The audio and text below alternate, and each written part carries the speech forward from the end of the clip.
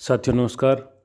आप देख रहे हैं DHBVN अपडेट्स यूट्यूब चैनल और मैं इस चैनल पर आप सभी साथियों का हार्दिक स्वागत करता हूं।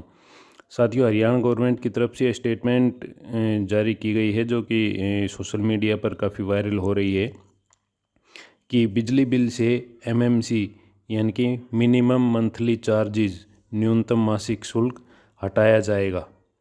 ग्रामीण व शहरी क्षेत्रों में डोमेस्टिक व नॉन डोमेस्टिक कनेक्शंस के लिए जिनका लोड 2 किलोवाट तक है व टैरिफ कैटेगरी 1 में आते हैं, उन सभी उपभोक्ताओं को इसका लाभ मिलेगा। टैरिफ कैटेगरी में 1 में कौन आता है? जिस कनेक्शन की खपत 1 महीने में 100 यूनिट तक है वह कनेक्शन टैरिफ कैटेगरी 1 में आता है। यानी अगर आप 2 महीने में 200 यूनिट तक खर्च करते हैं तो आप इसका लाभ उठा सकते हैं। आप उसी कैटेगरी में, उसी श्रेणी में आते हैं।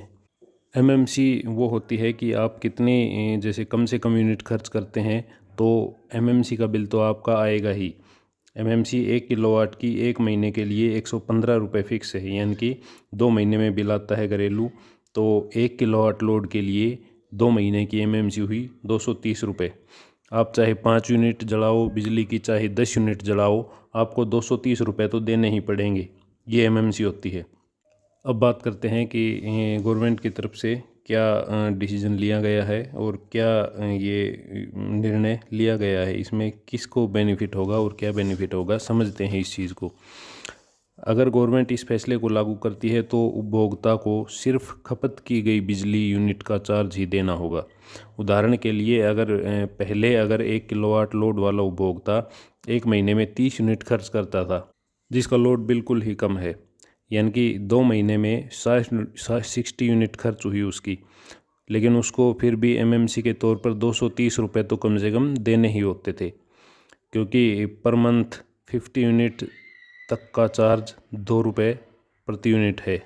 तो उस हिसाब से 60 यूनिट के 120 रुपये हुए, लेकिन MMC बनती है 230 रुपये, तो उसको 230 रुपये ही देने होते थे। परंतु अगर यह फैसला अगर लागू होता है तो उसे केवल रीडिंग के पैसे ही देने होंगे, यानी कि 60 रीडिंग के रुपए देने होंगे, जो कि 2 रुपये पर यूनिट के हिसाब से 120 रुपये बनते हैं। तो उसको 230 की जगह 120 रुपये ही देने होंगे, क्योंकि MMC लागू नहीं रहेगी। इसका बेनिफिट उन उपभोक्ताओं को होगा जिनकी खपत बहुत ही कम है। हालांकि इस बारे में निगम की तरफ से अभी कोई ऑफिशियल नोटिफिकेशन नहीं आया है। जब ऑफिशियल नोटिफिकेशन निगम की तरफ से आएगा तो उसकी डिटेल्ड जानकारी आपको दे दी जाएगी।